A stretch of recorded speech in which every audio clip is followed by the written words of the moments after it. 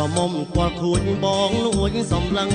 បើស្រស់យ៉ាងនឹងប្រណាទ្រាំបានសក់ខ្មៅរលោងរៀងរាវស្រីបានដូចជាកល្យាននៅស្រុកធំមុំ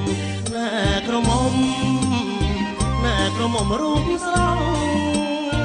ឲ្យកំឡោះបងការទុកធំ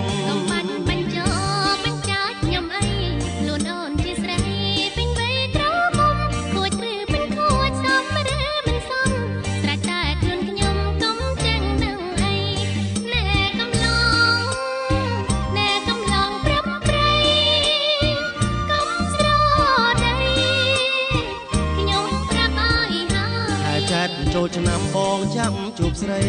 រំវងឆ្នាំថ្មីដនត្រីល្វើយសុំរំនឹងអូនសុំទុកឲ្យហើយពីសាកឆ្នាំក្រោយបងចូលដនដឹងណែក្រមុំរូបស្រ